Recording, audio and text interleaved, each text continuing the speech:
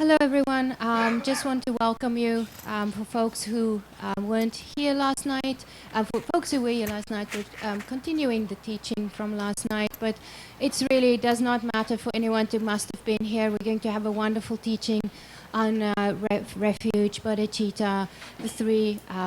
We're going to do. My mind's gone. So we are going to just have a wonderful teaching from Nawang. He took us through emptiness last night. We got to everything, and today we're going to have a wonderful, wonderful path again. He effortlessly weaves in his teachings together interdependence, infinite love, and universal compassion. Basically, you know what, let's just all, if everyone can just be kind to each other, then it would be wonderful. And Lawang also does a lot of meditation practice with focus on Tonglen, where he actually used that a lot after he was critically injured in an accident. I just wanted to say we are so honored to have you here, Nawang. It has been wonderful. It will be wonderful. And we will always welcome you back to Kurukulla. Thank you, Nawang. Thank you.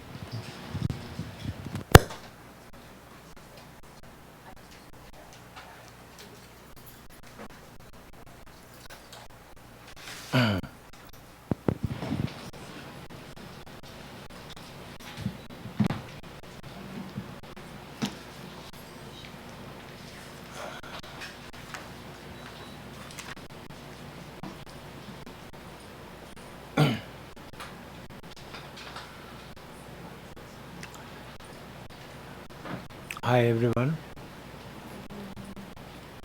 Thank you for coming.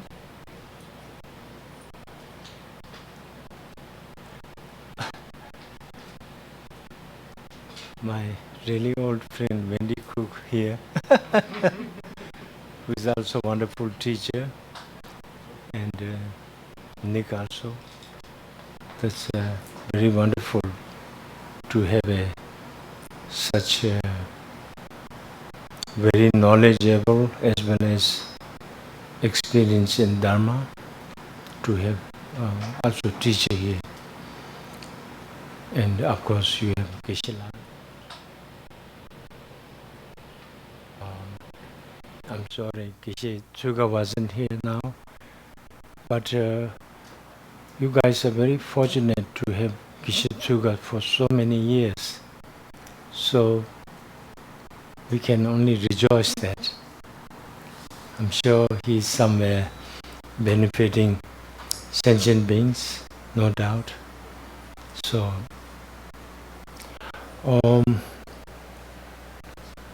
as His Holiness Dalai Lama always mentioned that Theravadan tradition is the foundation of Buddhist practice. So I like to start with taking refuge in Theravadan tradition. If you know the word, recite with me please. And then I want to recite the Tibetan version of taking refuge and bodhicitta. Buddham saranam gacchami, dhammam saranam gacchami, sangham saranam gacchami. Buddham saranam gacchami, dhammam saranam gacchami, sangham saranam gacchami. Buddham saranam gacchami, dhammam saranam gacchami, sangham saranam gacchami. Sangye chodang choki chonam la chanjo pado dani kyapsu che dagi jinso jebe chonam ki penje sangye rupa sho.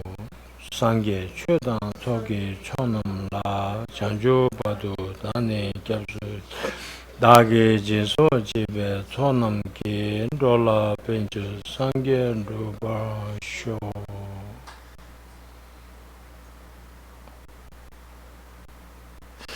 상계 최단 초기 초남라 장주 바도 단에 겹수 나게 제소 집에 손남기 돌아 벤제 상계 루바쇼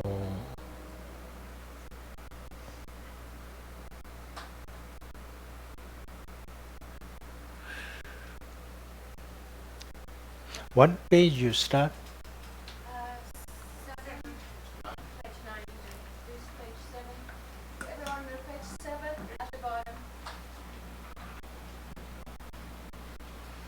Page number 7, right? Page number. Okay. Yesterday I missed it. Okay. May all sentient beings have happiness in its cause.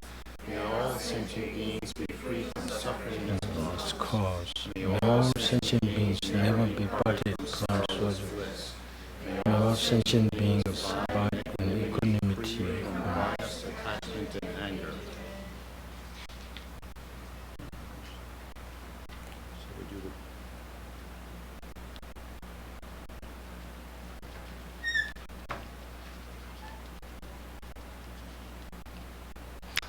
Done? praise to Shakyamuni Buddha on page 9. Eh? Would you like to do the praise to Shakyamuni Buddha on page 9? Okay. Okay, so on page 9, the praise to Shakyamuni Buddha. To the founder, the endowed, transcendent destroyer, the one gone beyond, the foe destroyer, the completely perfected, fully awakened being, perfect in knowledge and in good conduct, Sugata, knower of the world, supreme guide of human beings to be tamed, teacher of gods and human beings, to you the completely and fully awakened one, the endowed, transcendent destroyer, the glorious conqueror, the subduer of the Shakya clan, I prostrate, make offerings, and go for refuge. To the founder, the endowed, transcendent destroyer, the one gone beyond, the foe destroyer, the completely perfected, fully awakened being, perfect in knowledge and in good conduct, Sugata, knower of the world, supreme guide of human beings to be tamed, teacher of gods and human beings, to you the completely and fully awakened one, the endowed, transcendent destroyer, the glorious conqueror, the subduer of the Shakya clan, I prostrate, make offerings, and go for refuge.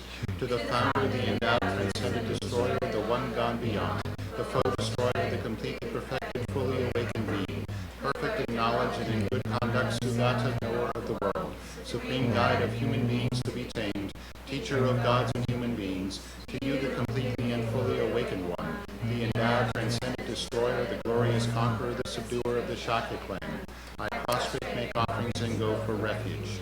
When, O supreme, among humans you were born on this earth, you paced out 7 strides, then said, I am supreme in this world. To you who were wise then I prostrate.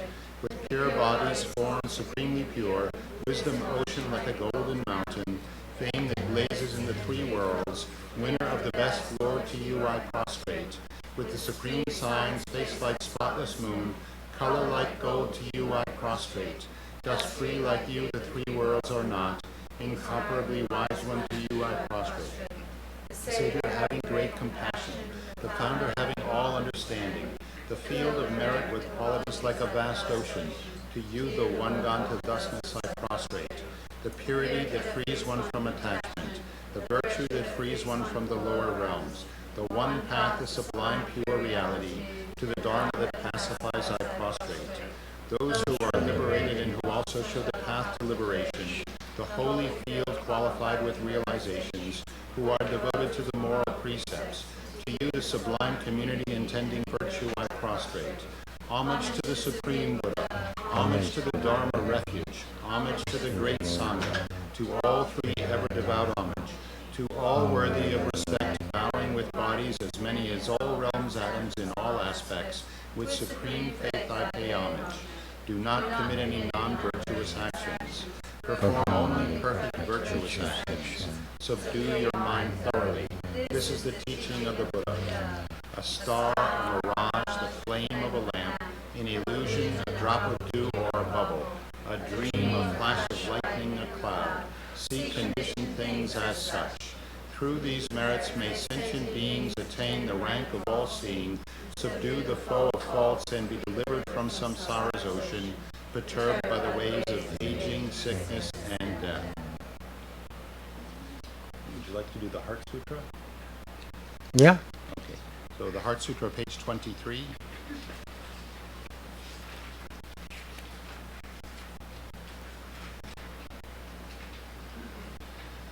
Homage to the exalted three jewels. Thus have I heard at one time. The Blessed One was dwelling in Rajagriha on Vulture Mountain, together with a great assembly of monks and a great assembly of bodhisattvas. At that time, the Blessed One was absorbed in the concentration of the countless aspects of phenomena called profound illumination. At that very time, the superior Avalokiteshvara, the Bodhisattva, the great being, was looking perfectly at the practice of the profound perfection of wisdom, perfectly looking at the emptiness of inherent existence of the five aggregates also. Then, through the power of the Buddha, the Venerable Shariputra said to the superior Avalokiteshvara, the Bodhisattva, the great being, how should a child of the lineage train who wishes to engage in the practice of the profound perfection of wisdom? Thus he spoke, and the superior Avalokiteshvara, the Bodhisattva, the great being, replied to the Venerable Shariputra as follows. Shariputra, whichever son or daughter of the lineage wishes to engage in the practice of the profound perfection of wisdom should look perfectly like this, subsequently looking perfectly and correctly at the emptiness of inherent existence of the five aggregates also. Form is empty, emptiness is form. Emptiness is not other than form, form is not other than emptiness. In the same way, feeling, discrimination, compositional factors, and consciousness are empty. Shariputra, like this, all phenomena are empty, without characteristics. That is, they are not produced and do not cease. They have no defilement and no separation from defilement. They have no decrease and no increase. Therefore, Shariputra, in emptiness there is no form, no feeling, no discrimination, no compositional factors, no consciousness. There is no eye, no ear, no nose, no tongue, no body, no mind. No visible form, no sound, no smell, no taste, no object of touch, no mental phenomenon. There is no I element and so forth, up to no mind element, up to no element of mental consciousness. There is no ignorance and no cessation of ignorance and so forth, up to no aging and death, and no cessation of aging and death. Likewise, there is no suffering, no origin, no cessation, and no path. No exalted wisdom, no attainment, and also no non-attainment. Therefore, Shariputra, because there is no attainment, bodhisattvas rely on and abide in the perfection of wisdom, and because their minds have no obstructions, they have no fear. Passing utterly beyond error, they attain the final state beyond sorrow. All the Buddhas who reside in the three times, by relying on the perfection of wisdom, become manifest and complete Buddhas in a state of unsurpassed, perfect, and complete enlightenment. Therefore, the mantra of the perfection of wisdom, the mantra of great knowledge, the unsurpassed mantra, the equal to the unequaled mantra, the mantra that thoroughly pacifies all suffering, since it is not false, should be known as the truth. The mantra of the perfection of wisdom is proclaimed. Tayata, gati, gati, paragati, parasamagati, bodhisoha. Shariputra, this is how a bodhisattva, a great being, should train in the profound perfection of wisdom. Then the Blessed One arose from that concentration and said to the superior Avalokiteshvara, the Bodhisattva, the great being, well said, O child of the lineage, so it is. The profound perfection of wisdom should be practiced exactly as you have taught, and the Tathagatas will rejoice. When the Blessed One had said this, the Venerable Shariputra, the superior Avalokiteshvara, the Bodhisattva, the great being, and the entire assembly, as well as worldly beings, gods, humans, demigods, Gandharvas, and others, were filled with admiration and highly praised what had been spoken of the Blessed One. Page 35, the short mandala offering.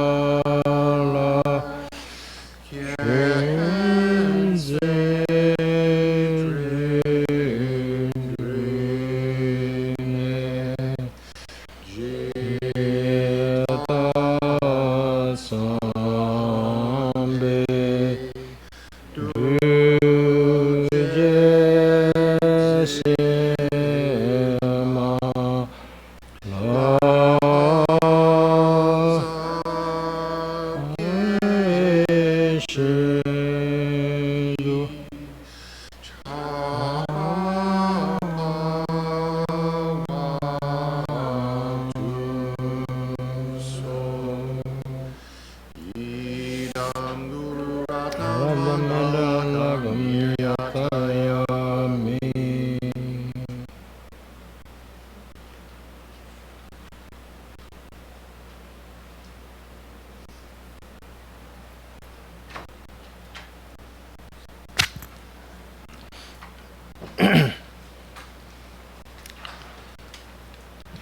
It's a little bit hot.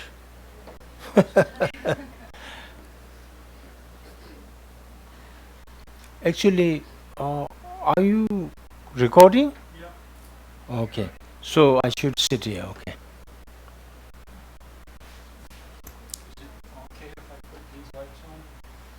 No, not for me. No problem. No, I don't need. Oh, you need that. Okay, that's fine. Is it okay for you? Eh? Is it okay for you? Yeah, yeah, yeah. Do you want something under your feet? Oh, this is okay.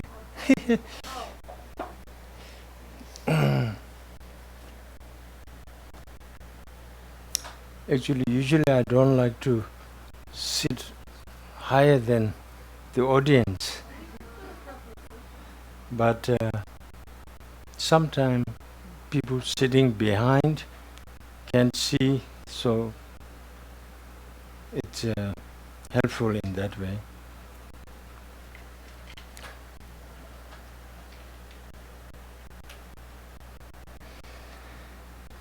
Yesterday I meant to mention this. I always do. Is it okay? Loud enough? Yeah.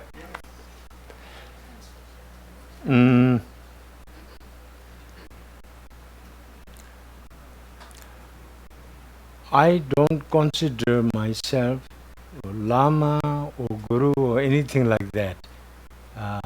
When I share some Dharma talk, usually I consider myself as a spiritual friend, a Dharma friend.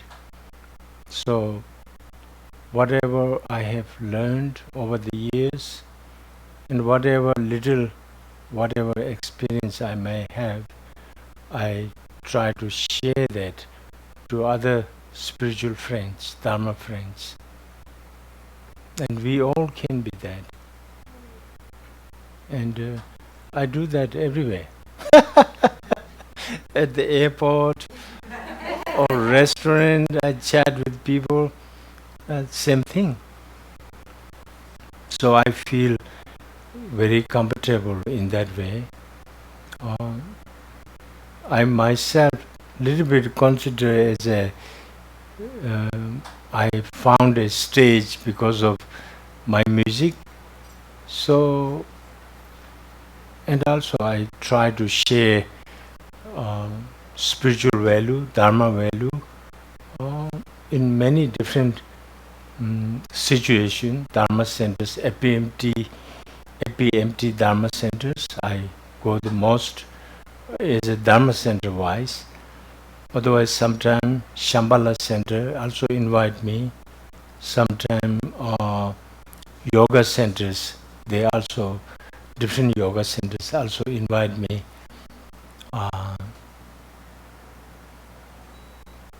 Yeah, so little bit different situation I go, and I try to share the essence of Buddha's teaching mostly.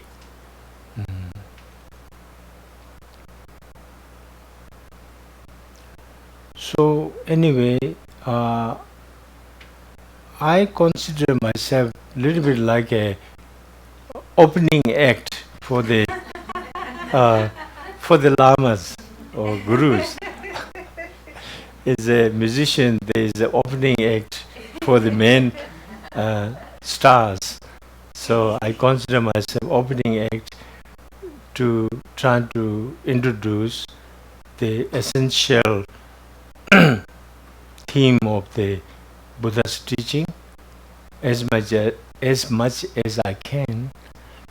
And if people are generally, if they are interested further understanding the teaching of Buddha, then they can go to the so many great lamas in this world, including His Holiness Dalai Lama, Lama Sopa Rinpoche, and many great lamas there.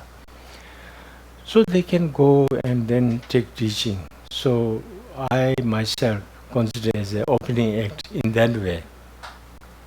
And I feel very comfortable just being a simple opening act.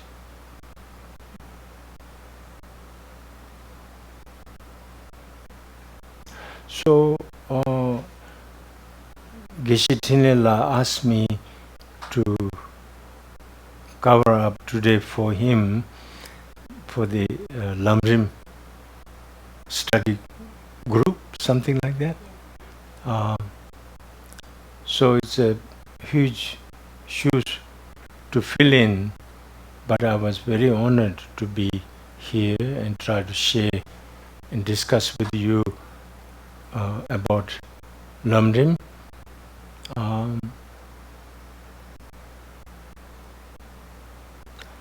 Basically, most of you were here yesterday, right? Who were? I know Wendy wasn't here. Who else? Few. Oh, okay. Okay. Several people. Okay. It doesn't matter. So I will pretty much continue from yesterday's topic, but I will try to cover as much as I can.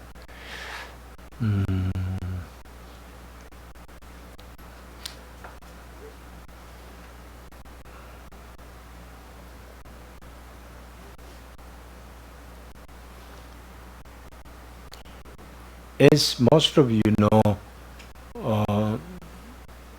the Lamrim steps of the path to complete enlightenment, Buddhahood. The original, of course, Shakyamuni Buddha and many other bodhisattvas. But in Tibet, Atisha is, as you know, considered who is the founder of steps to the path to enlightenment through his Lamdun, lamps of path, right? But also, I want to mention that before Lama Tsongkhapa, there is one other text which I studied. I happens to able to get that by Gampopa. It's called Jewel Ornament to Liberation, Tabutharge. That's very much like a Lamrim, identical. But he was the principal student of Milarepa, the great yogi Milarepa. So, so being Milarepa's student, that's we are talking about in the 12th century, something like that, right?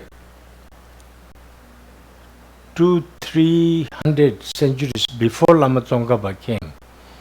So that's kind of really one of the major texts as a Lamrim.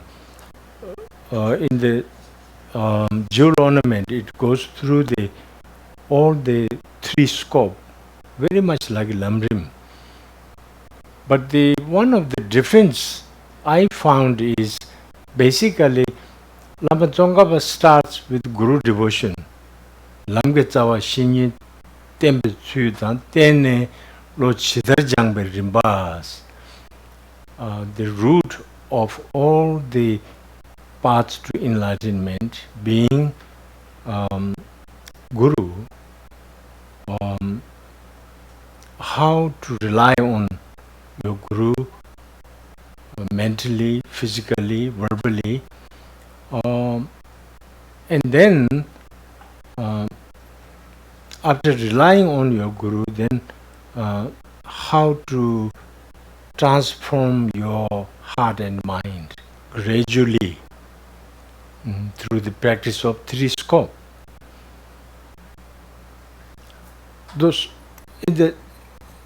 That's how it is. But in the jewel ornament, it starts with Buddha nature. Basically, how we have a Buddha nature. So therefore, having Buddha nature, how we can become Buddha, because of we have this incredible Buddha nature within us. Every sentient being has Buddha nature, right? Especially human beings. All sentient beings have Buddha nature. So that's also a very beautiful way. You can start with Buddha nature, then go to Guru devotion, and then three scopes. Like that too.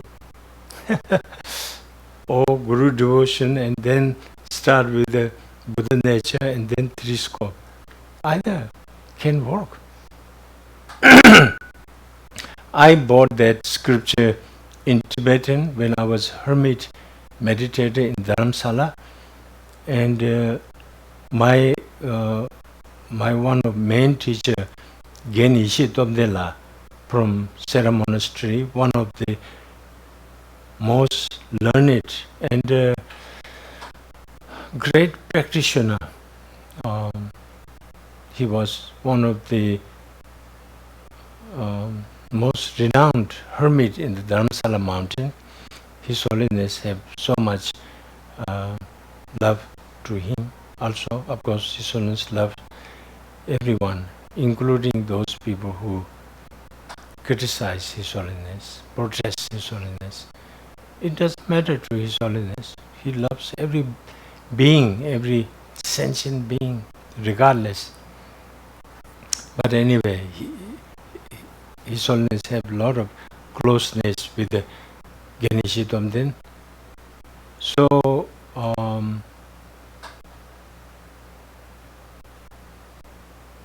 why I said the Genishi Tonglen thing?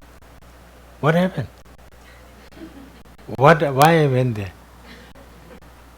See, my brain surgery. Was it to do with Gampopa? You were saying. Oh yeah. Hermit, you had Yeah. Gampopa text. Yeah. Now I remember. So, Genishi Tonglen Geshil Haramba, number one, and so he asked me to show to him. I bought that scripture, and I didn't get back for 3-4 months. He liked it so much. It's a really beautiful scripture. So it's worthwhile. His Holiness also time to time teach that also. So anyway, I just want to share that something along the Lamrim history. There is Gampopa's Lamrim too, and then Lama Tsongkhapa composed the Lamrim Chemo, the great Lamrim.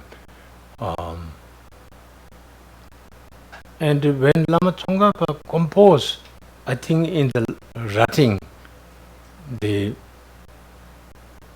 very, very special place in Tibet, when he was composing the Lamrim Chemo, I heard that he had the vision of Atisha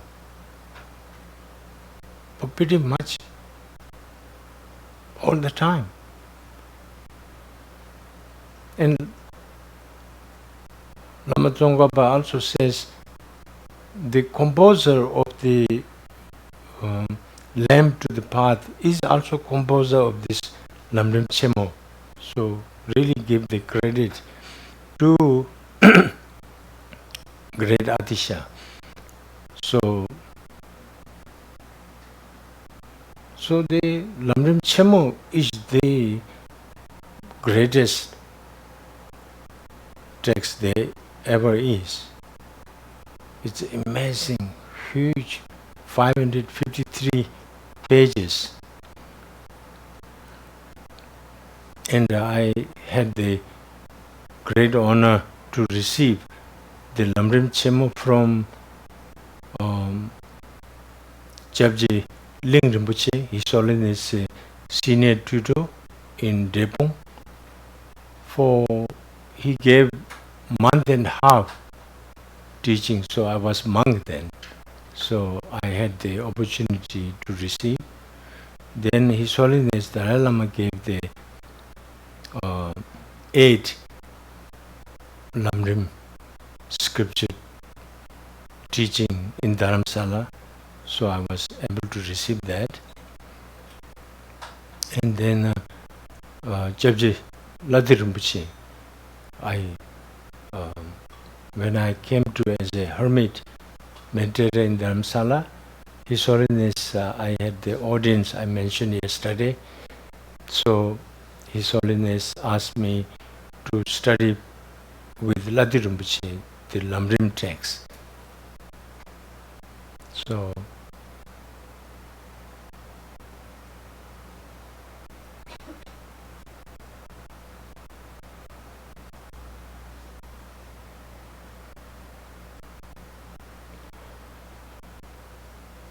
the Lamrim was one of the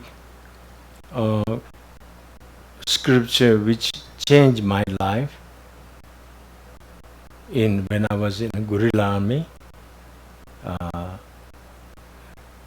We were doing Lama Chöpa Puja. There is a Namgyal monastery, small 4-5 monk temple for the guerrilla army. So we were doing the Lama Chöpa Puja, but I usually don't understand much the puja thing. So I was chatting a friend, so I told him that, I really don't understand these different pujas. But if something explains, I like to read them. So he said, well, there is one text he read, and it explained the Buddha's teaching so beautifully. And he said, it's called Lamrim.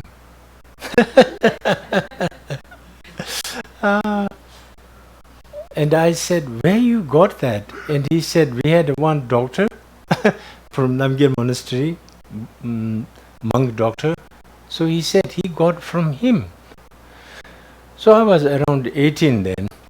So I went and asked him, can you borrow me? Lamaji, this guy, told me that you have a text very beautiful. I want to read that. And he looked at me.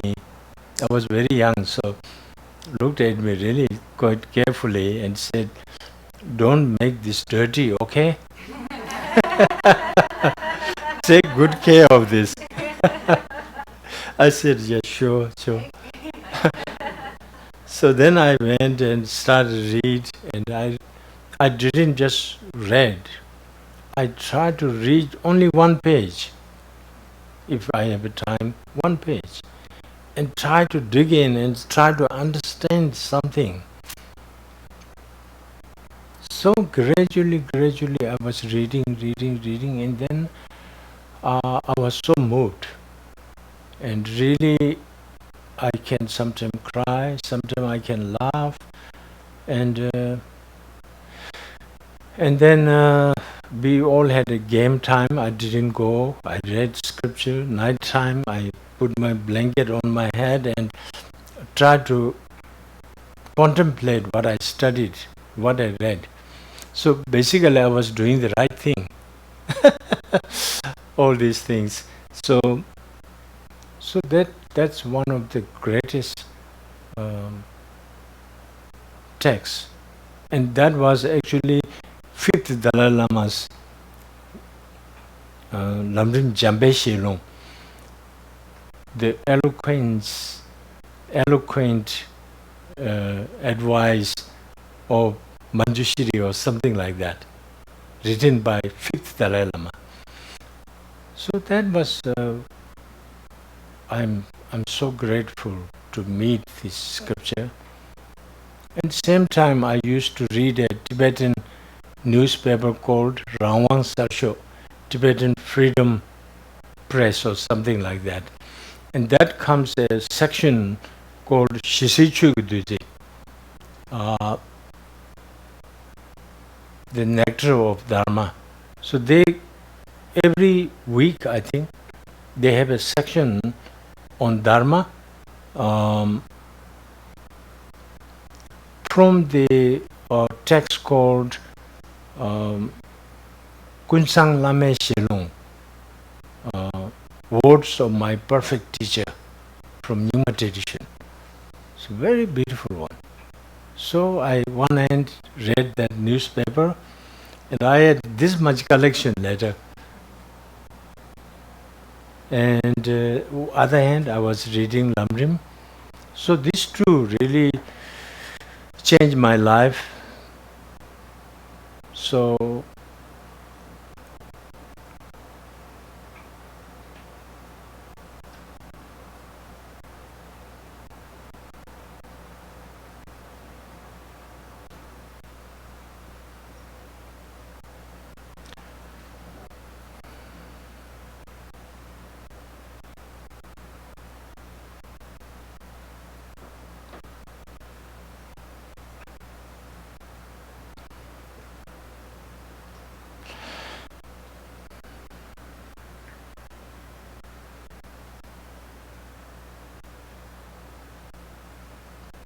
So, as you know, Lamrim is such a beautiful scripture text that it explains the entire teaching of Buddha in that scripture, in the three scope. You call it three scope, right? Three scope. To understand the three scope, that's so beautiful.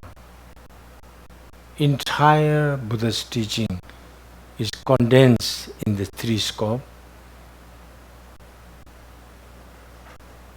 and it helps not to generate sectarianism.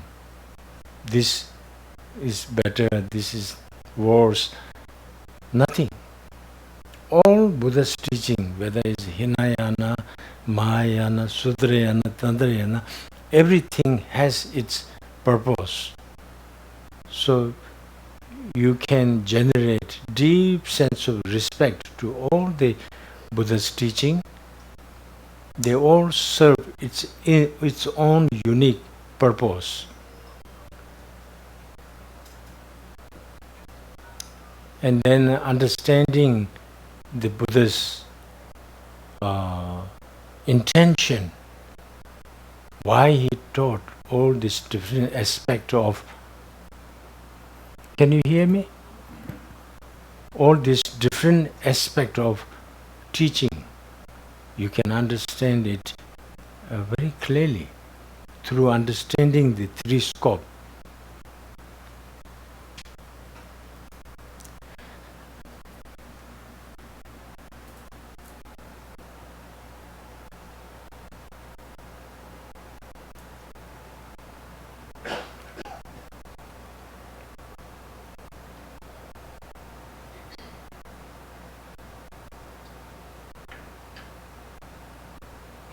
So yesterday I went through a little bit on altruism, infinite compassion,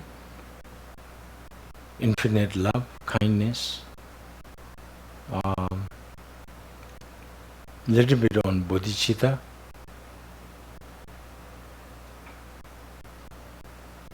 basically as I mentioned yesterday, Buddha's intention to teach Dharma is based on our humanity's innate nature, that we have this natural instinct that nobody has to force us, teach us, but we all have this intention that we want happiness, we don't want suffering.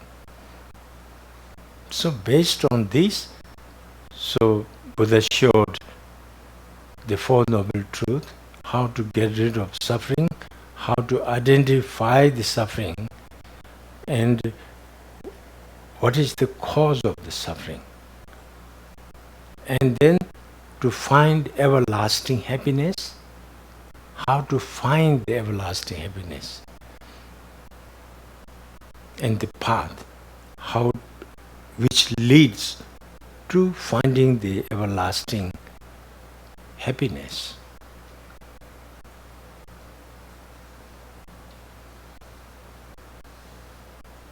So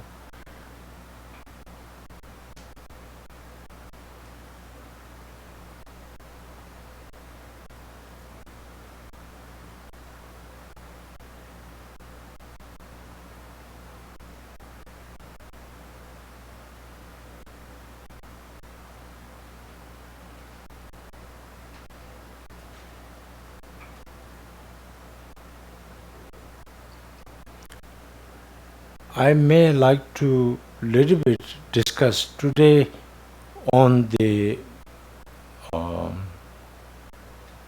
renunciation. Basically,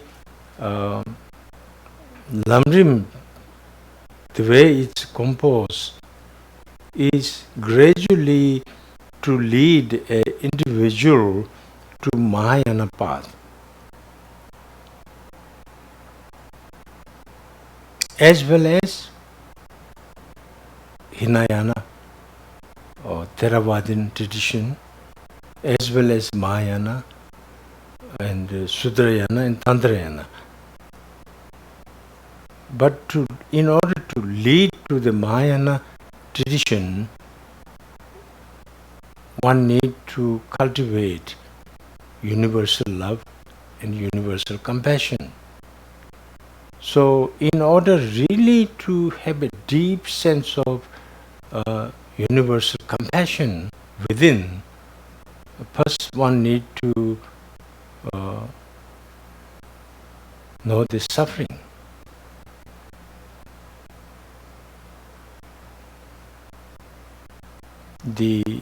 Our human condition, sentient beings' condition, need to know that well.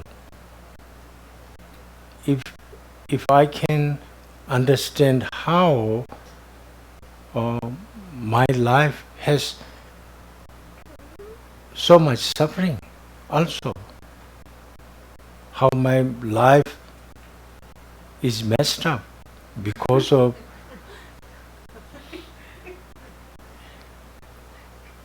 sometimes I see Buddha statue. I was in Mexico. It was very simple wooden statue, and but I saw that statue and I couldn't help myself not to cry. I had a big sobbing situation because I felt like because of Buddha's kindness, what he has taught in this world, it saved me. Otherwise, I would be totally messed up in this life.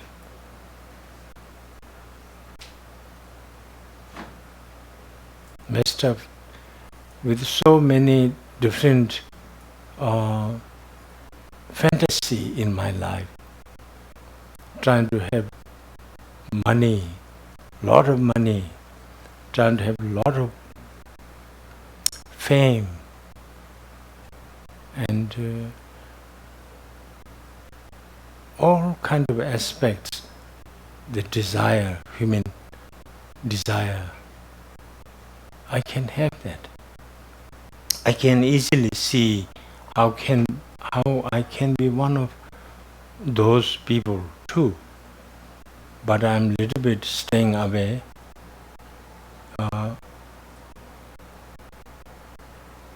I've been very fortunate to have a somehow little bit gift of music, so it gives me enough thing to for my livelihood. I live actually very simply. One bedroom, my wife and me. Nice place in downtown of Boulder, but nothing fancy. Very simple. And we have a car. That's all. Very simple, but it's good enough. And we have a insurance, health insurance. So that saved me several times. When I had the car accident, I almost died. I could have spent all my savings for the accident, but seeing her kindness, she forced me to buy the health insurance. So that really saved me, saved us also.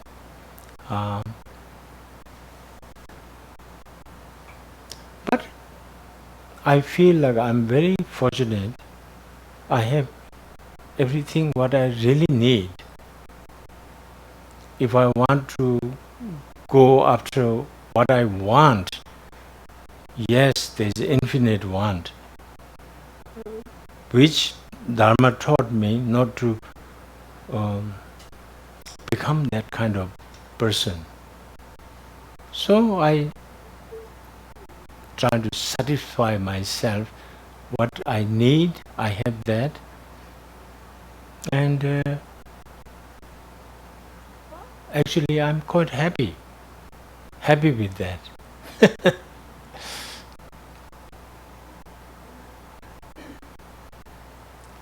So not to get so involved with all the different fantasies in this life.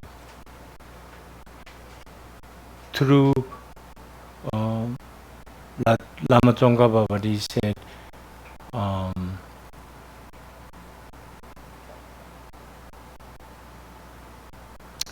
contemplating on the preciousness of human life and also the shortness of this life, the uncertainty of this life, when it might end.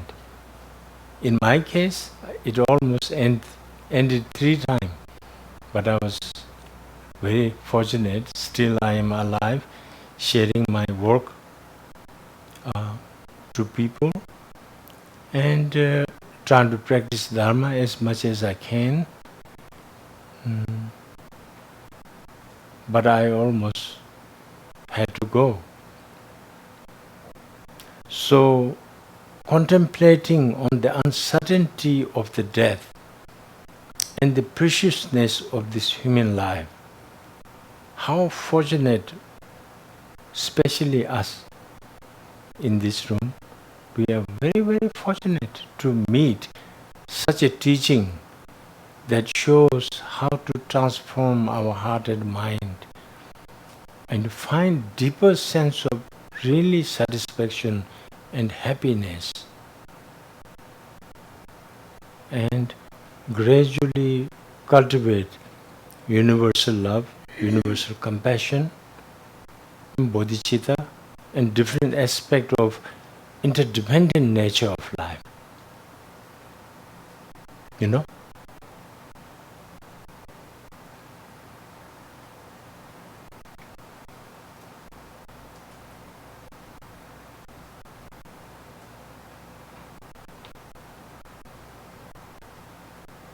So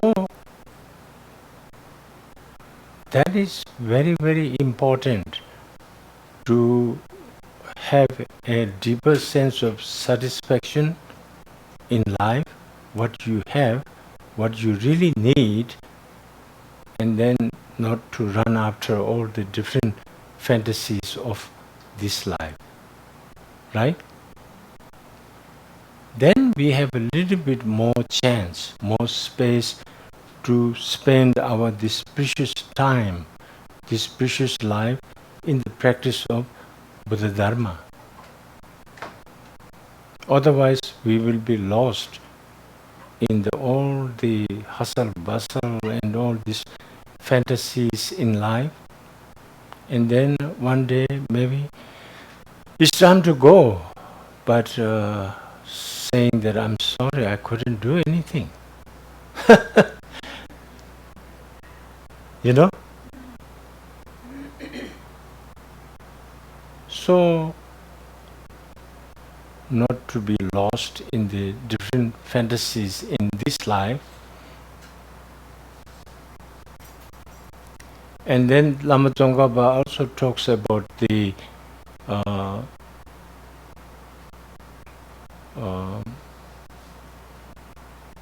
Lende Milu Koe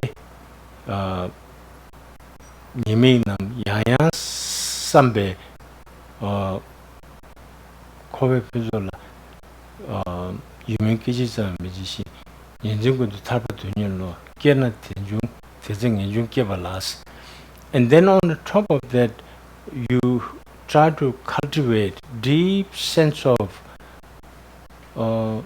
trust in the law of causality, how everything is dependent on cause and condition. There is nothing can change that. That is how whole thing exists. Cause and condition. That is one of the most beautiful teaching Buddha ever gave.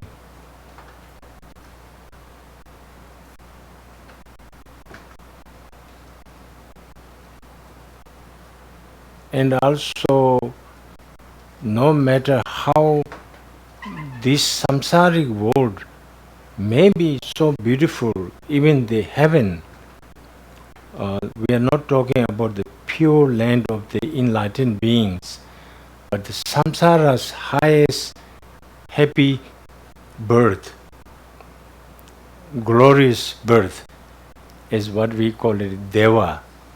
Even you born there, but then the law of cause and condition, that is the force behind of us, everything happening. The law of cause and condition rules us. Therefore, in Buddhism, we don't agree there is a enlightened being or God that runs everything,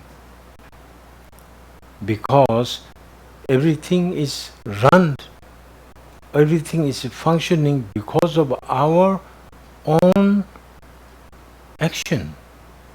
Whatever we do, whatever we say, whatever we feel, whatever we think, based on our own action, this causes our own life situation in this very life as well as in future life. So, therefore, everything is because of our own action, not because of created by some higher force. Higher force, I feel, in Buddhism, we say, okay, Buddha will guide us, Buddha can bless us, but Buddha cannot run our life. If they can do that, the enlightened beings, there is not only one, there is countless enlightened beings. But all these countless enlightened beings, whether you call it Buddha, Bodhisattva, or Shiva, or God, or Allah, whatever, all these, from Buddhist perspective, enlightened beings in the universe, countless enlightened beings. But they have so much compassion. Their very purpose of becoming enlightened being is to serve all the sentient beings who are stuck in this samsaric world, influenced by their own action, which is rooted in their ignorance. Ignorance is the root of all this action. So as until we are awakened from this ignorant state of mind, we are never free from suffering. So whether we are born in Deva realm or the billionaire's child or biggest rock star's child, whatever, but or president's child, prime minister's child, or king or queen's, princess or prince. But there is so much suffering still, as long as the mind is not awakened from ignorance. So, with this kind of contemplation, deeper understanding, if you gradually one day, if you can reach to that stage of realization that you can't actually have a admiration toward these samsaric pleasures, samsaric achievements, all these samsaric fantasies,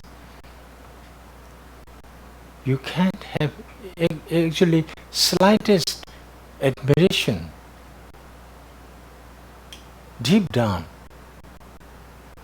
because they are so temporary. The life is actually infinite. We've been born infinite time in this universe, in all kind of forms and shapes, and we will be. The guarantee in Buddhism is we don't have to worry that there will be life after life, life after life. There is forever we will be in existence. But the only thing is there is a choice how to be in this universe.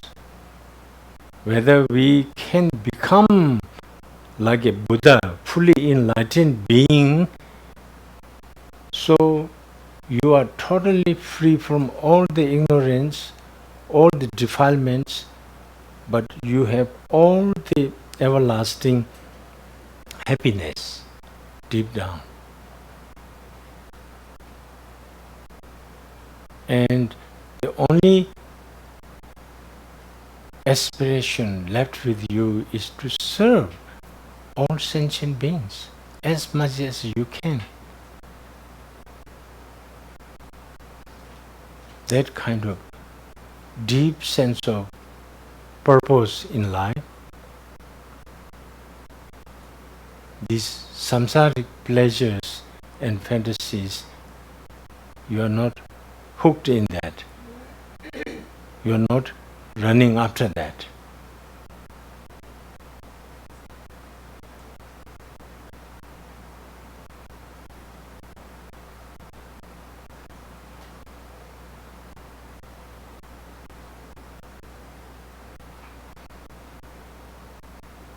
So these are some of the deep sense of cultivation, development in your heart and mind, that you are not so wowed, or how you say, awed?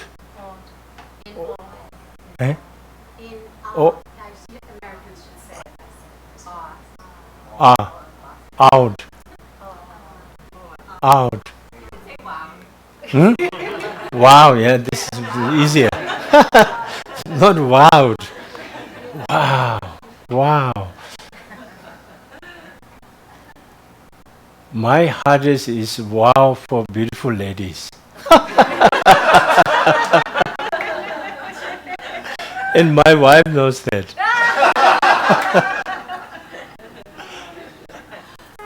When I go to Paris, when I see the French beautiful ladies, I get wowed. My weakness. And that's one of the kind of sentient beings out there. It's not only French, everywhere, beautiful ladies. It's kind of wows me, which I try to meditate really hard. The one of the best practice for that I found in the Shanti Deva's concentration chapter 8 or something. The defilement behind this beautiful, like let's say Brad Pitt and Angelina Jolie. They are kind of the most wow kind of couple. And I fall in love with Angelina Jolie really in her commitment serving others. She has really become like Audrey Hepburn working for UNICEF, and she go to all these different I watched on YouTube about her. It's amazing what work she is doing all around the world. She is really dedicated, and they adopt all these different childs from different country. And Brad has become wonderful too. She also influenced, I think, to Brad. I did work with Brad Pitt in 7 years in Tibet. I was assistant director, Tibetan assistant director, so I get to work with him. He was a wonderful guy, but after he met, he was then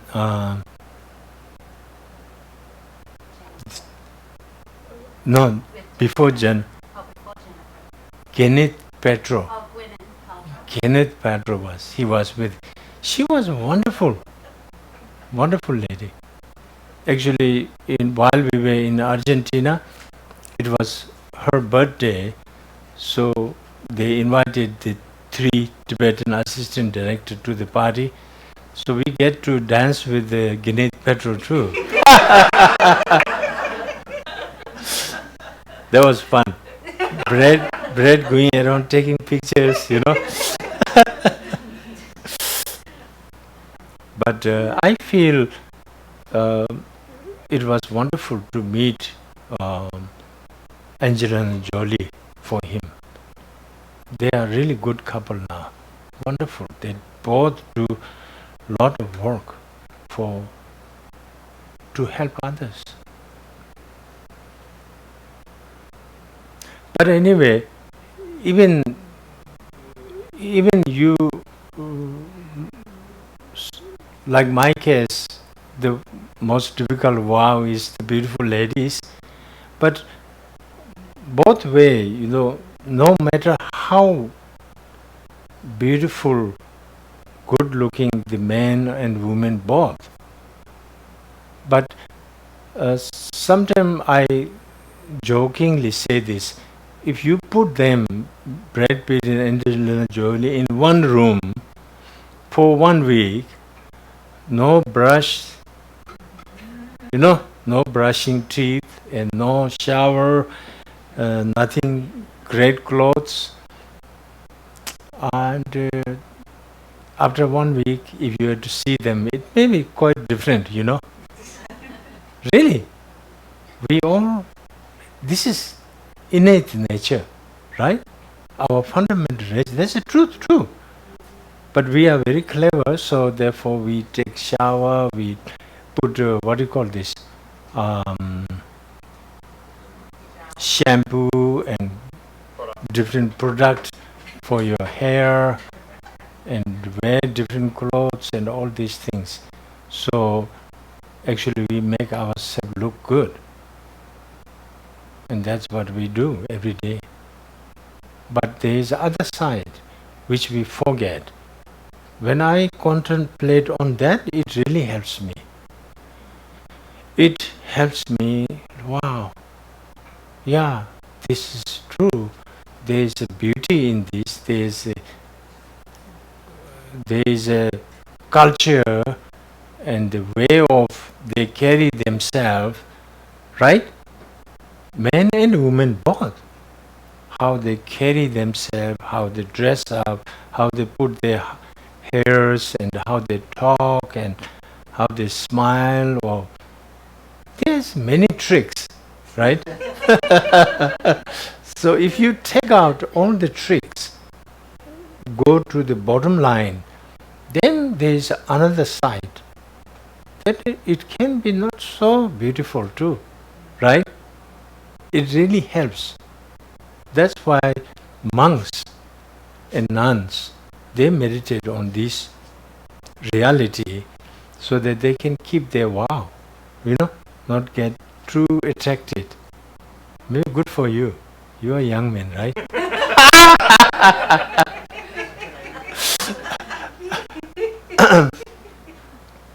So that really helps. So you can sometimes focus on that too, And there's many different aspects of if someone has so much pride, then you can contemplate on the interdependent nature of all things.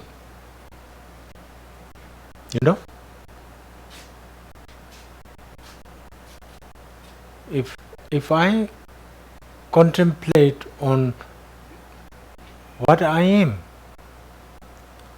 then gradually I see that this Nawang Khechog, this life, someone called Nawang Khechog, it started with my mom and dad's sperm and eggs, right?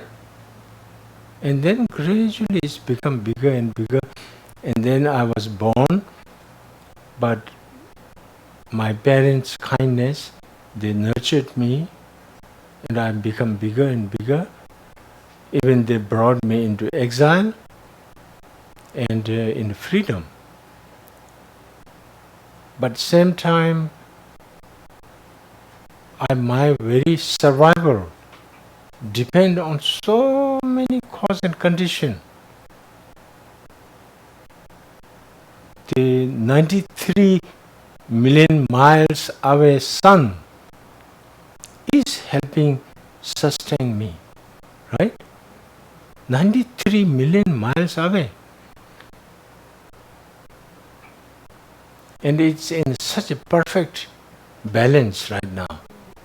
If the sun is too close, we all will be burned to death. If sun is too further, we will all die with frozen to death. So it's in a perfect balance that helps us survive. Not too cold, not too hot. And all the trees, even the little worms, helping us to survive. One time I met a lady who was expert on worm. She explained me how these worms actually help give the space to the whatever you're growing, right? These worms are very crucial part of that.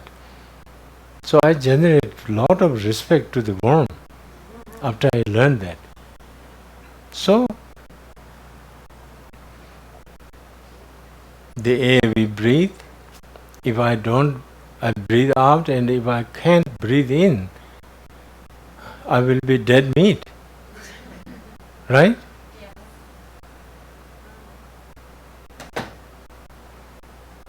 And all the foods, all the drinks we have, so many things helping to sustain me.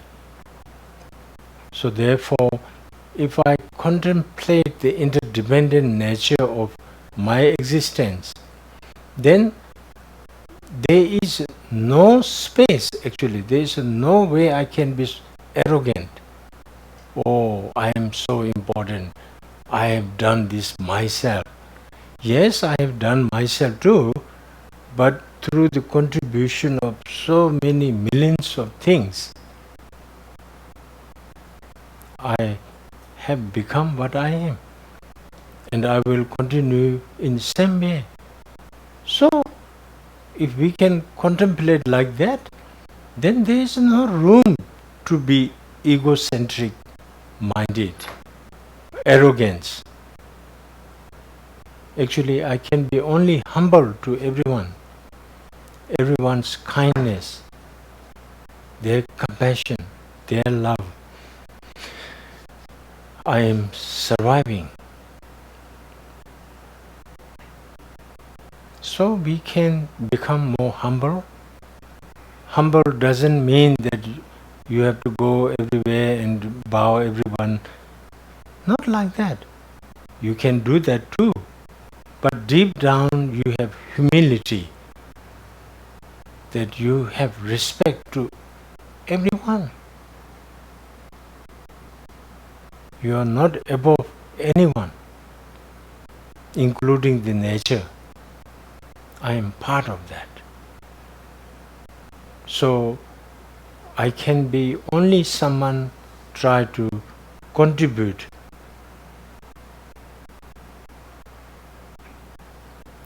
for the happiness of others as much as I can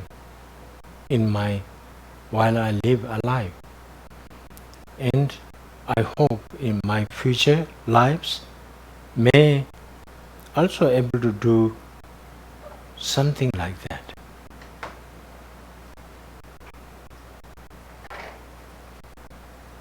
So arrogance is one other wow thing, We unfortunately in modern culture they call this me first culture, right?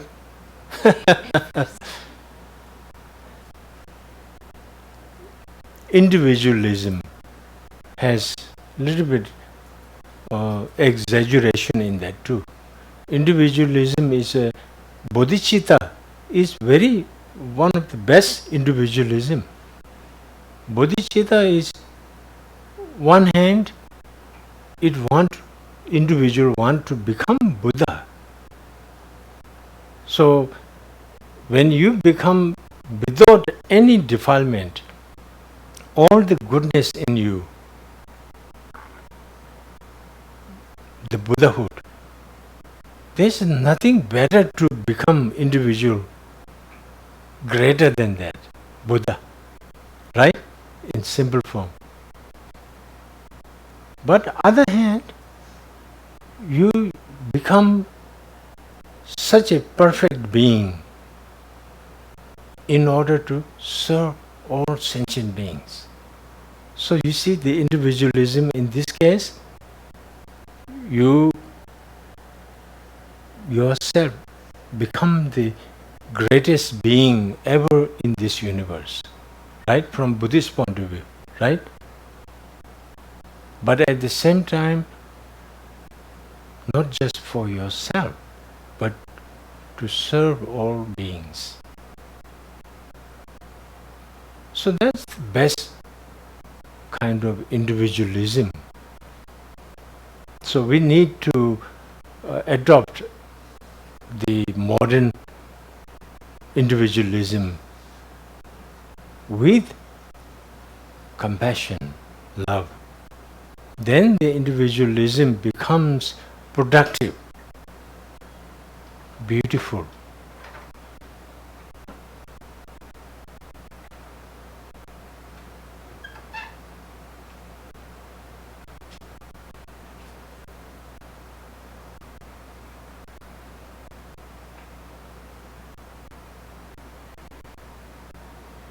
So what time is it now? Past 11:20.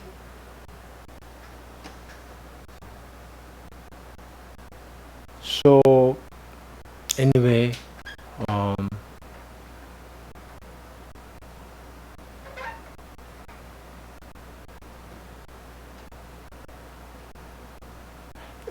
any question? Maybe one or two questions?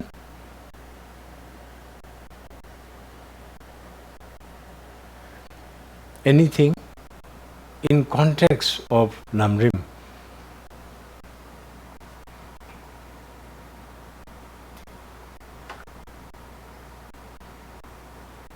Yeah? Question for you kindly about the nature of your journey as a hermit meditator. Yeah. The word hermit and holy is not very cognizant in the natural language of the heart. And by the nature of the beauty of your journey in the human species of who you are, and given the seed of your heart to other beings, to yourself, would you say, how do you create your own heritage yourself by the nature of your sharing this morning of the great Milarepa, who probably himself, I have to trust deeply, profoundly, that the nature of my Buddhahood, and I don't know if it's appropriate to say mine, yet I cannot ignore the ignorance of the mind, of the samsaric great sharing that you offered of your life. I don't consider one higher than the other. From the womb that you love, by the nature of the electricity gives you, and by the nature of the transmission of energies that you are giving and showering us this morning, of the example. So Dalai Lama is an example of the great nature to all of us at the time on the earth. I don't consider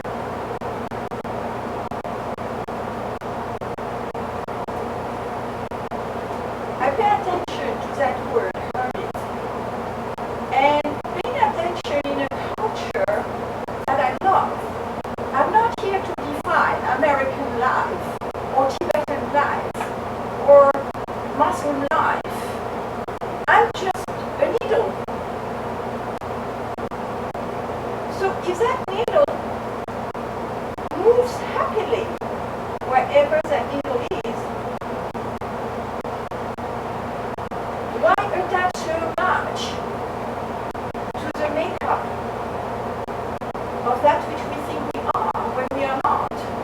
I don't understand the word emptiness in Buddhism, and it's okay to meet the silence. So I think we deeply appreciate the word hermit, because maybe You can't appreciate the word hermit. She does deeply appreciate. Oh. She does even appreciate the word hermit. Hermit and hermitage. Okay, you understand. yeah, I want to understand more your journey with your hermit meditation in yourself. Otherwise, you could not be in Denver doing what you're doing. That's your hermitage. The hermit, could you share more about your experience as a meditator, hermit meditator? You had a teacher. Actually, I consider maybe His Holiness Dalai Lama talks about to be a 21st century Buddhist. So I think I kind of consider a little bit, I don't want to boast about that, but I am trying to lead a 21st century hermit.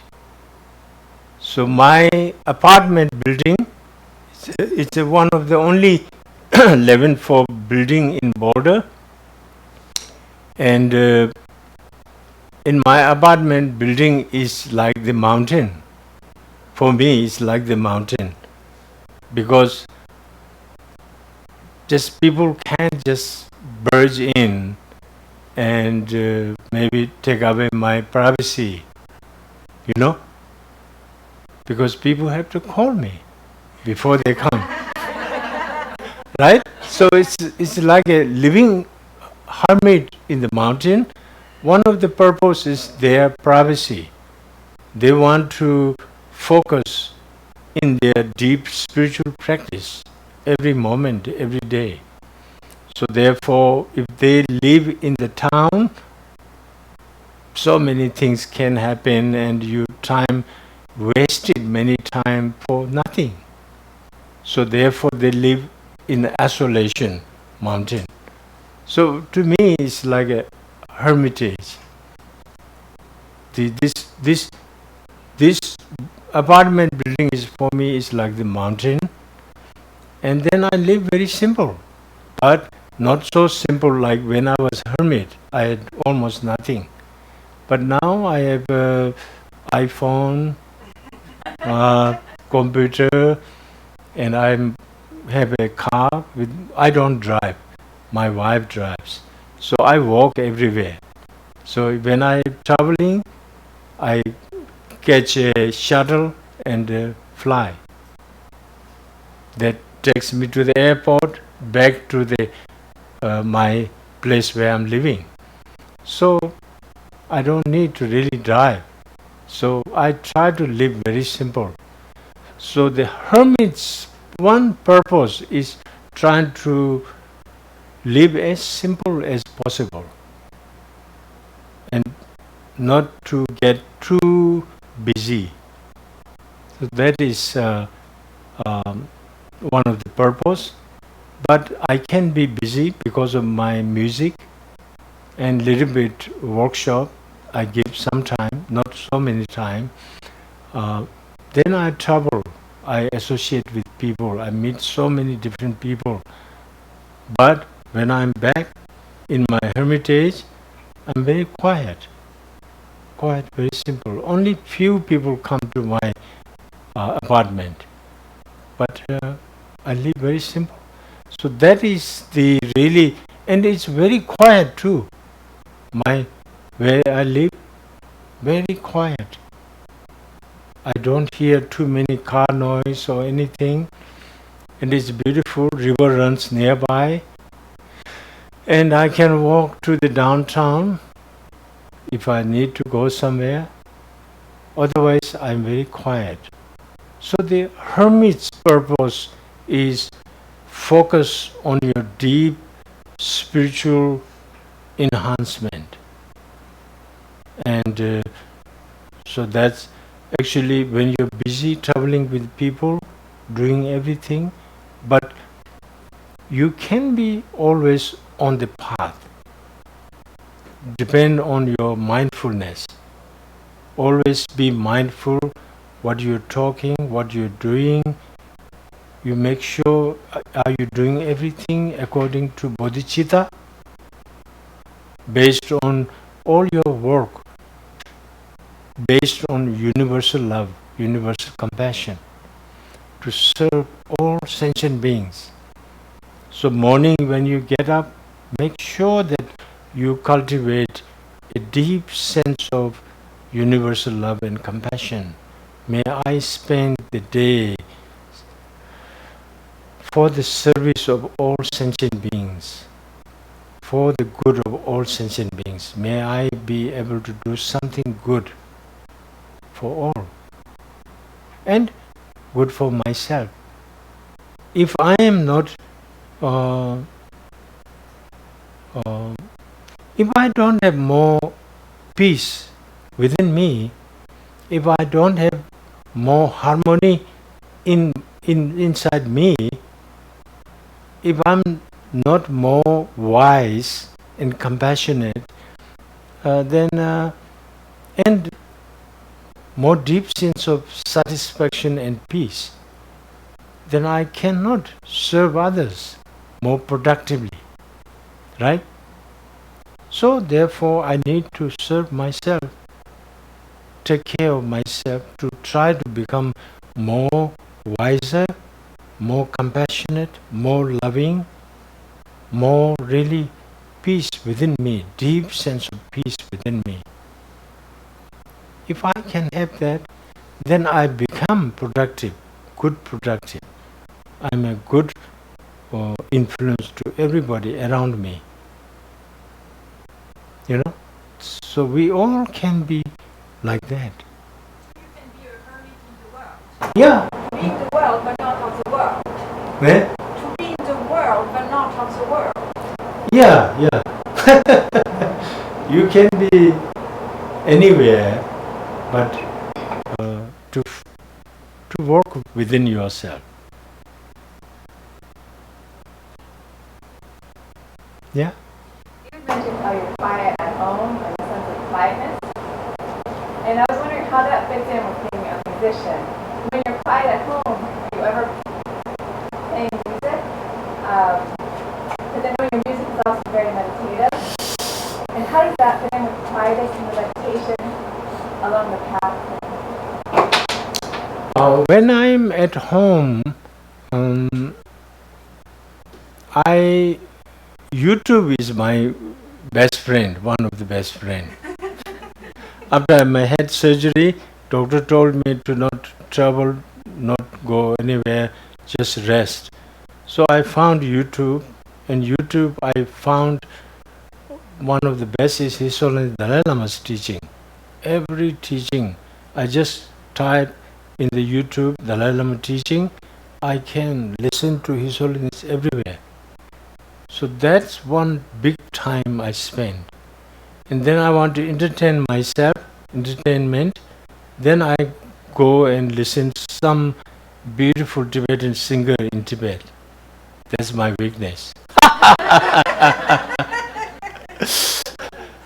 But really, there's one lady, she sings so beautifully, and she's beautiful inside out. And one Geshe-la's friends told me that actually she's from their place. This lady, Tsewang Lamo. Tsewang Lamo. Very beautiful. So I listen to them and few of them, and sometimes I just go and type like Burmese music, Burmese singers, or Malaysian singers, or Japanese singers. I go everywhere and just have some influence in me. I love them. In Korea, I love Korean traditional singing. So beautiful. I really feel I was one of my life must be in Korean. I love Korean singing, traditional singing. So otherwise I don't really listen to much music. I like to be quiet. And when I am recording, then before I record, I meditate. I motivate myself as much as possible, bodhicitta, universal love, universal compassion.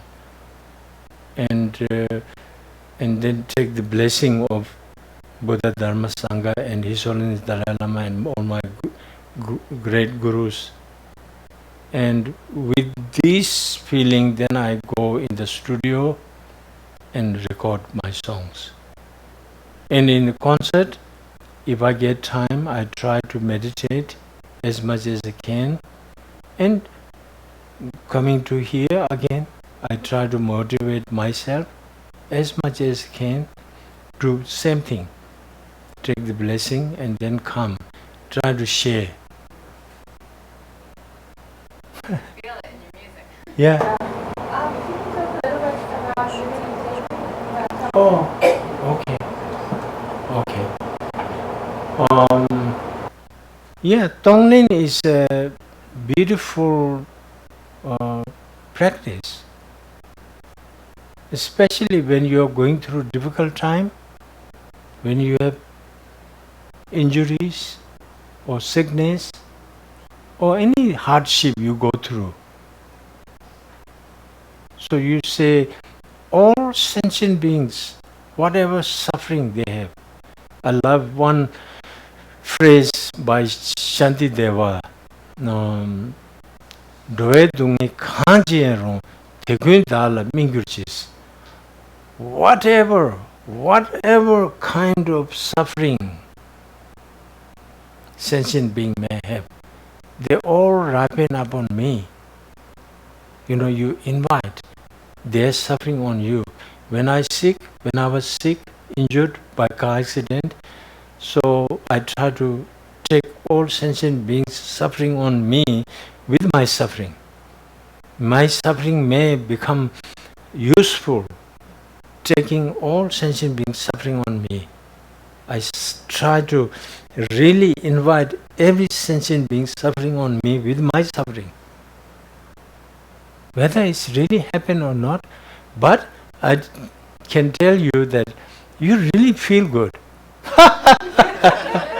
After you feel that, it was worthwhile, I was sick. I go through this unfortunate situation in a way. But it became very fortunate because I was able to take all sentient beings suffering on me with my suffering.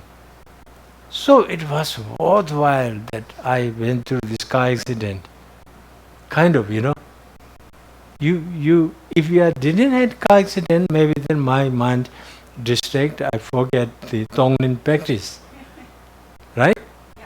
So it gives you a deep sense of really satisfaction. And your pain also. When I had a car accident and I had a big head surgery, my knees cracked and some ribs.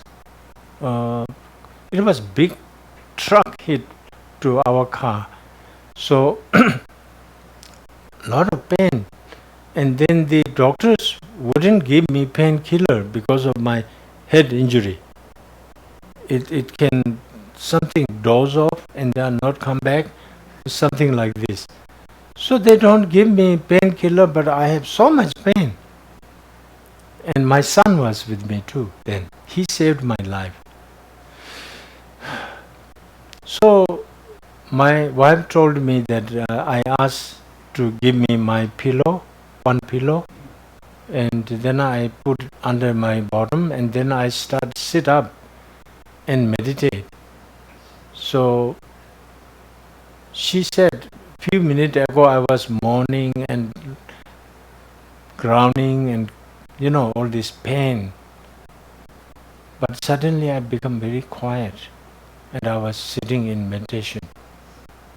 But they don't know what I was doing. But I was trying to practice Tonglen, giving and taking. So I think my pain was gone. For a while anyway. During my really meditation, it helped. So they were surprised. My wife told me, my son was very surprised to see that I was having so much pain, but suddenly I was quiet. And that my wife told me, I don't remember too much.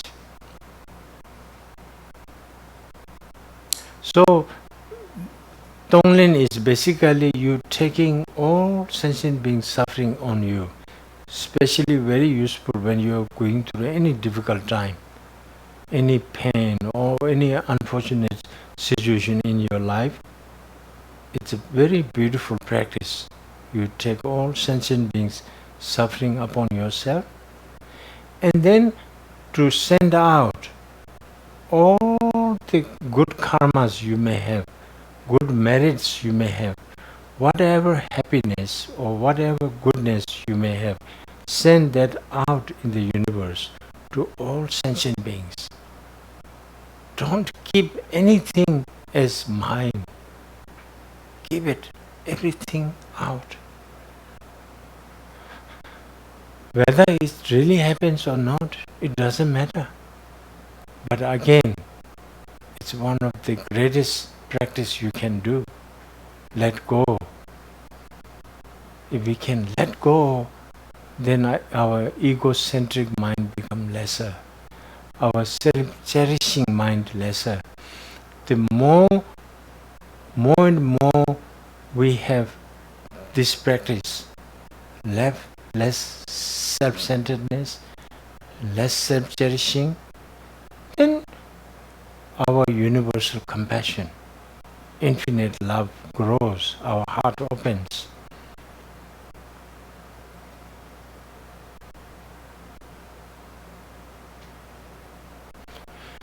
And I should throw a little bit on the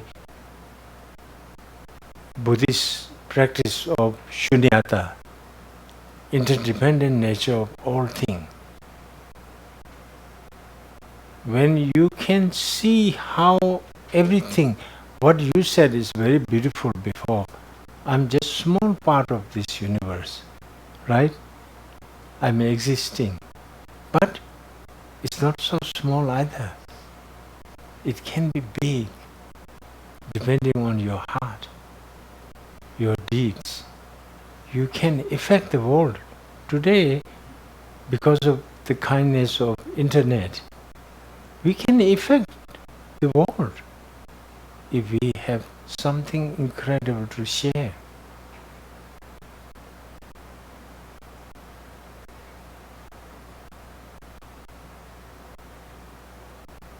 So, if we can see everything, how it's totally interdependent, interconnected, as I mentioned, like me, there is nothing I can pinpoint and say this is me, but it's all this interconnected reality. Somehow it's associated with my mental continuum. So I have this body, this feeling, and I have these different possessions related to this being, but it's temporary.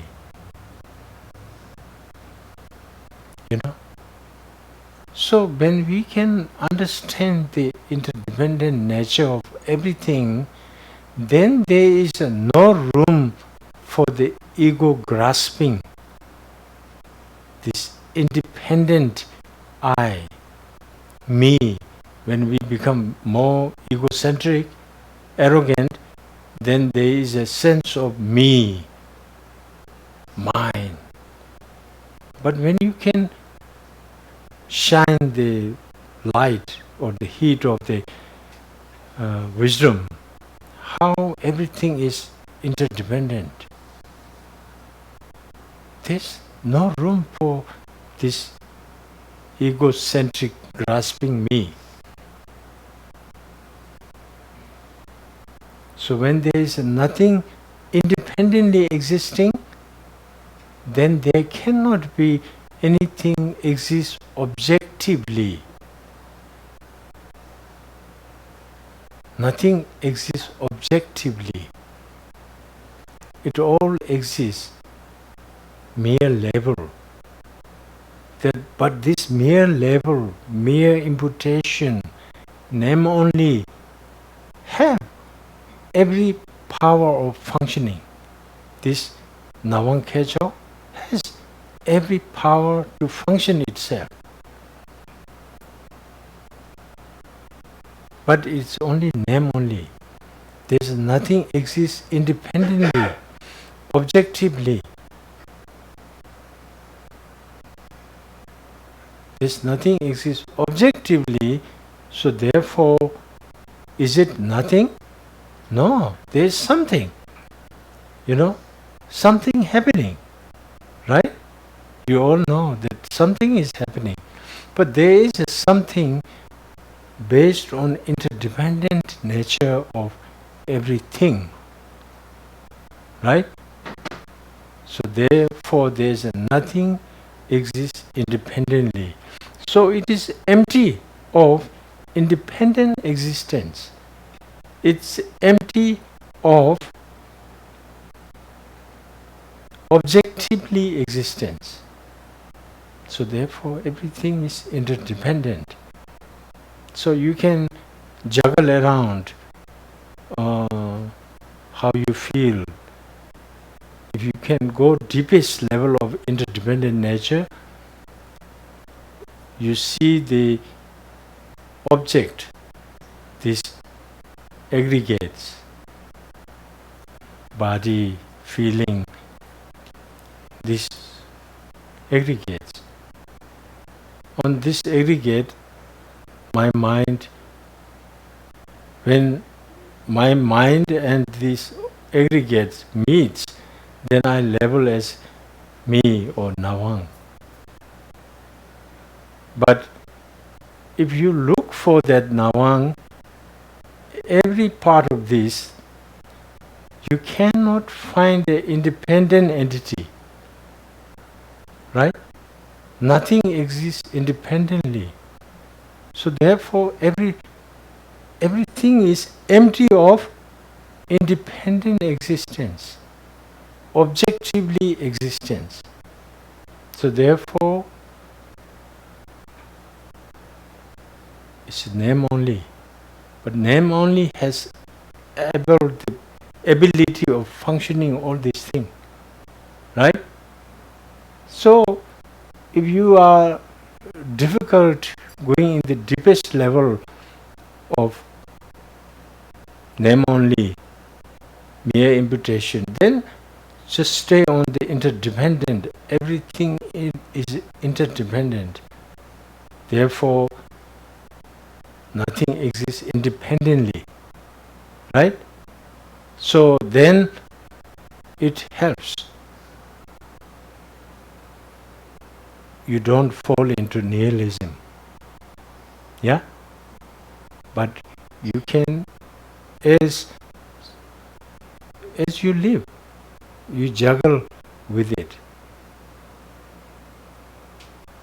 Maybe one day you can feel, wow, it's so fortunate. Nothing exists actually objectively. Therefore, all this can function. All the Buddhas and Bodhisattvas can be there. They can be nirvana. They can be Buddhahood. All these possibilities are there because of nothing exists objectively.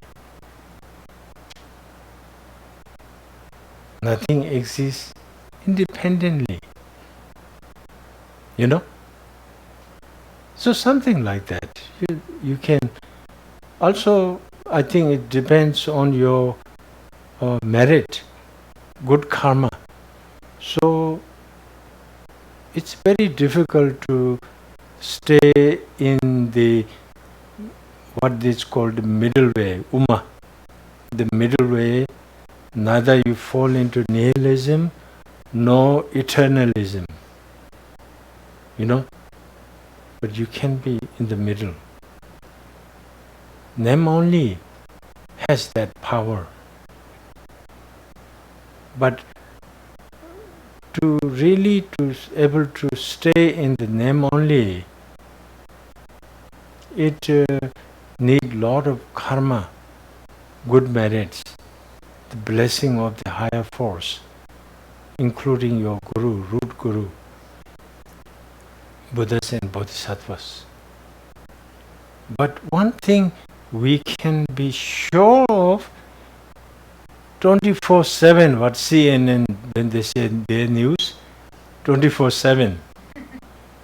24/7, we are looked after. Looked after by countless enlightened beings. Always looked after us. You know, we are never alone. We are very rich with that. Really. very, very rich, which with support. It's amazing that I can exist like this. It's it's so wondrous, when I think, it's so wondrous I can exist like this. I have these legs and these functions. It's so complex. If you really go in deep, it's amazing, the brain, the heart, all these organs. It's amazing that I can exist like this. So therefore, maybe we have to say there is a creator God. I don't blame them. Because it's amazing. But from Buddhists, it's the karma, law of karma. What we can do is unbelievable things. All this created by humanity, right? All this internet. I can sleep and I can be reached to Colorado tonight. Yep. Right? I can reach there. Just sleep. Thousands of miles I can just talk to someone like in front of me. And through internet, we can now Skype, we can see them, right? It's amazing. But it's all created by us. With the help of, blessing of the higher force. Whether you call it Buddha or whatever. Right? But as a Buddhist, we say Buddha. So, it's amazing. There must be so much support, so much help. Otherwise, how can I exist like this? Anyway, so you can contemplate a little bit on the emptiness. Tonglen. You have a question? Is it? What is that? Okay. I want to acknowledge you for the first time that I have come to the wrong path as a listener. Yeah. I understood through your teaching a few minutes ago Uh-huh. the blessing of fully Eh? to be in the fulfillment of the emptiness. To be in the fulfillment of the emptiness. Uh-huh. It was the first time Uh-huh. that I'm not used to the Buddhist language of aggregates, Yeah. impurity. So it took a long, long time for my kind of brain, Okay. by spontaneity of who I am, Uh-huh. to truly appreciate the language translated in another language Uh-huh. of the nature of the heart language of Tibet Uh-huh. and the transformation of the willingness to really be in that emptiness, which is the silence of the Buddha teaching, not just to be Buddhist, but to truly, truly embrace Yeah. the celebration of any form, from the warm to the magnificence of that which we don't know who we are, Yeah. but we are that we are Uh-huh. in that existence. So I want to thank you because I had that privilege to sit here for 2 years Mm. and give myself effort to come, to just begin to understand a different language. Mm. But it's not that different, it's just a different word. Yeah. So I can't imagine from Tibetan language, Yeah. and I'm trying to translate it in my language, and then my heart language Yeah. first, Yeah. of the forces, Yeah. the great forces of merit. Mm. And the Tonglen now, I don't need to make believe anything, to just practice it in the morning, correct? Mm. And that practice in the morning, that gives you Yeah. The motivation in the morning. And the force to really Right. open, Open completely to the open. universe, Yeah, and not just sit on words. to all beings. Your very survival is for the well-being of everybody, including yourself. You know? So we can um,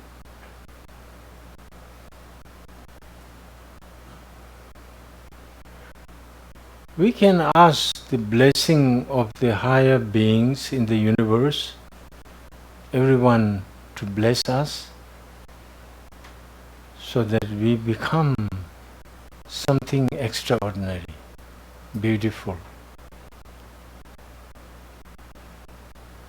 filled with joy, love, compassion, peace, harmony within us.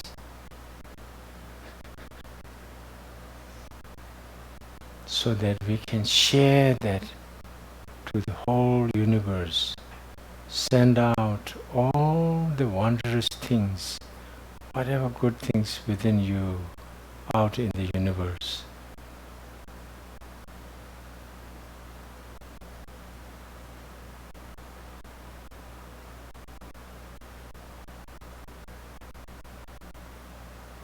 And we are never empty with nothing.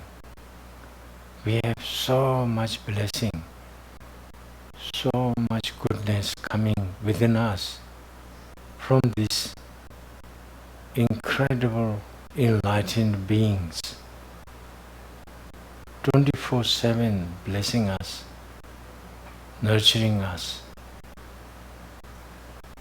And we can share that in the universe every moment, every day.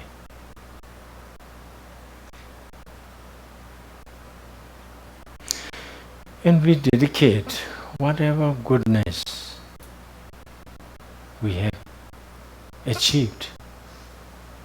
Also, we dedicate so that all sentient beings in the universe, they also become fully enlightened, able to go beyond all the defilements and sufferings, and to have all the goodness, happiness, peace, harmony within them. For as long as space endures, for as long as suffering sentient beings are there, may we remain until then and solve their suffering. May we remain until then and solve their suffering. So we have the greatest job in the universe. This is His Holiness Dalai Lama's most favorite prayer. Every morning His Holiness rise up with this feeling. May I be able to serve all sentient beings forever up to the end of the space.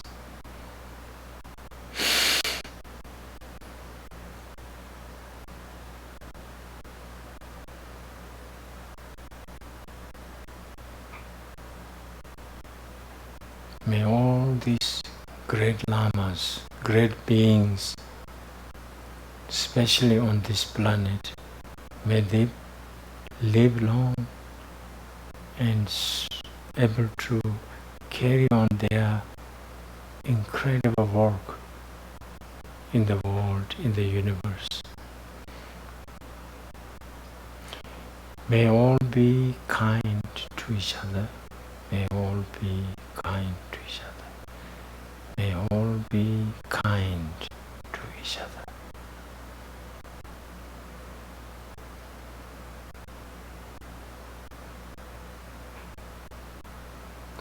Thank you, everyone. Thank you. Thank you. Have a nice lunch.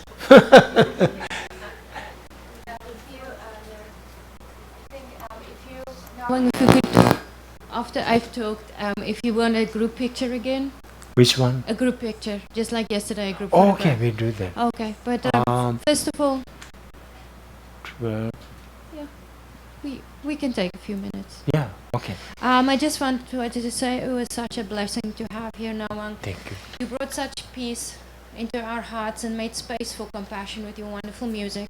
Thank you. And now with your teachings, such a clear, accessible message of bodhicitta, how to live for others and be kind to each other. I do want to share one story that Nawang shared with us over we had the opportunity for dinner. He said he was working at a prison, and he was talking to the prisoner that was the head of being brutal to each other. He was the worst guy, and he was talking to Nawang, and he said, what I want to do is I just want to become a better person.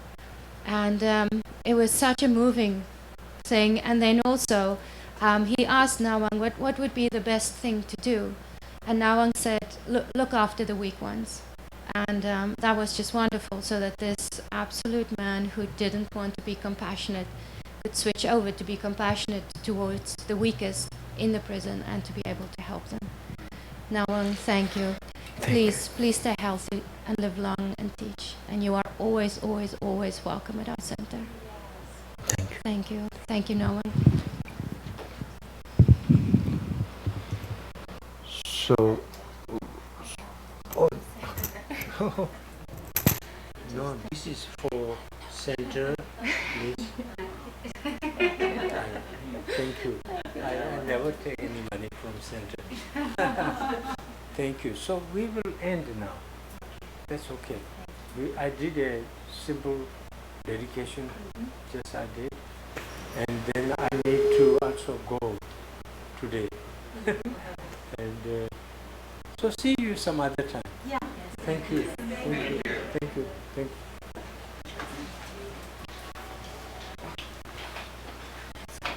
Everyone, Oh, we're taking pictures. yes. Right.